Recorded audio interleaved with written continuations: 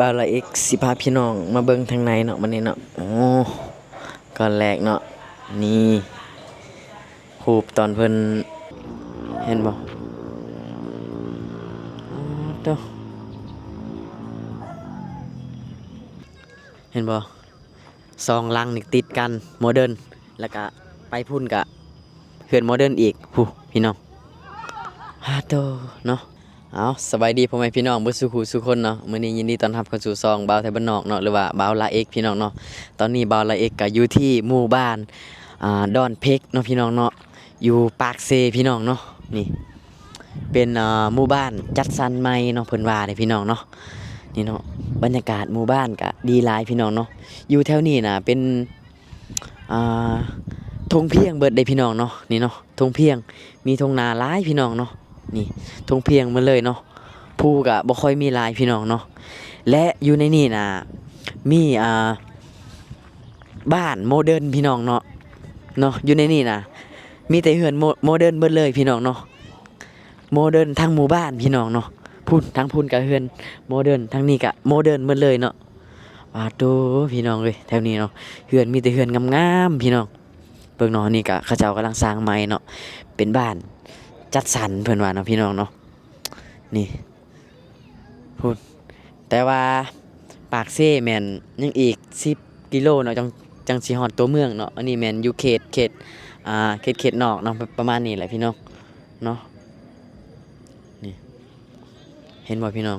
เฮือนมีแต่เฮือนงามๆพุ่นทางพุ่นก็โมเดิร์นทางหมู่บ้านเลยพี่น้องเนาะโอ้ตัวนี่บรรยากาศดีคักเนาะนี่และนี่แม่นเฮือนของอันนี้นะเป็นเฮือนของอ้ายบิ๊กใหญ่เนาะหรือว่าลูกเคยสายมองเป็นนักร้องลาวที่โด่งดังเนาะที่มียอดวิวเพลง100 ล้านวิวเนาะมี3เพลง4เพลงเลยพี่น้องเนาะนี่เนาะบ่าวแต่บ้านนอกกะได้มีโอกาสเนาะมาเฮ็ดเพลงนำเพิ่นเนาะพี่น้องได้มาอัดเพลงนำเพิ่นนะพี่น้องเพิ่นสนับสนุนเนาะอ้ายบิ๊กใหญ่เพิ่นเนาะตอนนี้บ่าวไทยบ้านนอกกะได้รีวิวบริเวณเฮือนซานเนาะพุ่นทางพุ่นกะโมเดิร์นหมดเลยพี่น้องเนาะเดี๋ยวสิพาพี่น้องย่างเลาะมาเบิ่งทางพุ่นก่อนเนาะนี่โตอันนี้กะเฮือนโมเดิร์นพี่น้องเห็นบ่นี่เพิ่นกำลังสร้างใหม่เนาะปาโตเนาะสุดยอดเลยแถวนี้เนาะมีที่เฮือนงามๆเนาะโอ้ยจักหาเงินมาแต่ไสพี่น้องเนาะเขาเจ้าคือได้เฮือนงามพี่น้องเนาะบ้านแถวหมู่บ้านบ่าวแถวบ้านนอกเด้มีแต่เฮือนอันเก่าๆพี่น้องเนาะเฮือนฟ้ากระแตะเนาะมาเบิ่งแถวนี้ปาโตเฮือนศาลของเขาเจ้าเบิ่งนี่โตพี่น้องเห็นบ่นี่เห็นบ่ซองลังนี่ติดกันโมเดิร์นแล้วก็ไปพุ่นกะเฮือนโมเดิร์นอีกผู้พี่น้องโตเนาะและทั้งพี่ก็เป็นบรรยากาศทุ่งนาโคตรดีเลยเนาะพี่น้อง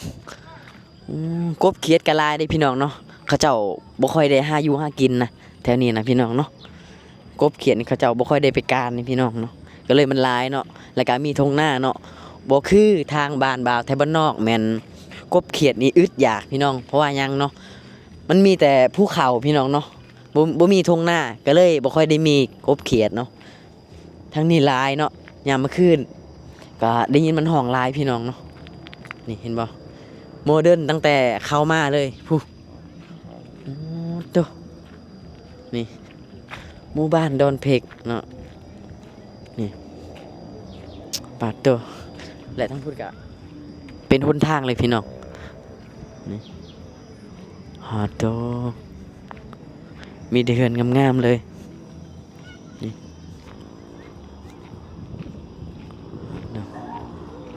เห็นบ่ตัว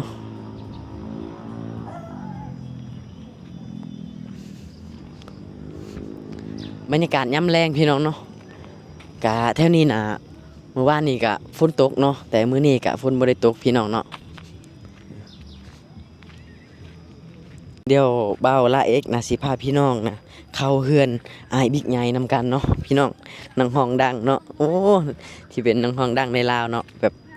ต้นของลาวเลยก็ว่าได้เนาะอันดับหนึ่งในลาวก็ว่าได้เนาะที่เฮ็ดเพลงมาได้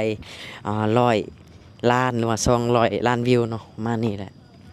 บิ๊กเพิ่นก็ห่างจากอันหนทางก็ประมาณ50 เมตรนี่แหละเนาะประมาณนั้นแหละนี่บางทีก็บ่ฮอดนะพี่น้องกะไปซื่อๆนี่ตอนหน้านี่คือเฮือนของลาวเนาะพอฝนบ่ได้ตกกอากาศร้อนเนาะอันนี้คือเฮือนศาลของเพิ่นเนาะโอ้สุดยอดหลายนี่เบิ่งเนาะนี่เป็นหม่องย่างเล่นเนาะเฮือนศาลของไอบิ๊กเนาะพี่น้องว้าโตอันนี้คือเฮือนศาลของเพิ่นเนาะเฮือนเพิ่นก็งามพี่น้องเอ้ยเข้าไปทางในนี่ให้งามเนาะพี่น้องจะมีรูปภาพอิหยังที่เพิ่นถ่ายไว้นะที่เพิ่นไปห้องเพลงแถวเมืองนอกเนาะพี่น้องไปคอนเสิร์ตไปหยังเนาะนี่พากันนั่งลินเนาะประมาณตี 1ตี 2เนาะจังสิถ่าย MV เนาะเพิ่นว่านะ มื้อนี้จักสิได้ถ่ายหรือว่าตี 1ตี 2อ่ะรอท่าหัวหน้าเพิ่นมาเนาะ ไว้เนาะ แม่นๆโอ้นี่อันนี้กันน้องห้อง100 ล้านคือกันเนาะ100 วิวเนาะ น้องห้อง100 วิว อยู่นี่ เด้อ หนึ่งนี่ต้องดูก่อน สบายดีบ่ได้ไปออกคลิปใส่บ่มื้อนี้ ว่ามันจะถ่ายคลิปเป็นพวกตัดคลิปนี่ กำลังตัดคลิป โอ้นี่ซองจังใดก็ลืมเลย บอโตเขาเพิ่ม เบาโตพาเพื่อนพี่น้องเนาะไปรับชมคลิปเพิ่นได้เนาะนี่คลิปเพิ่นเลาะๆลิ้นๆนี่แหละเนาะ ถ่ายใส่ตามบ้าน แม่นตามสไตล์บ้านๆเด้อนี่แหละบรรยากาศเนาะพี่น้องประมาณ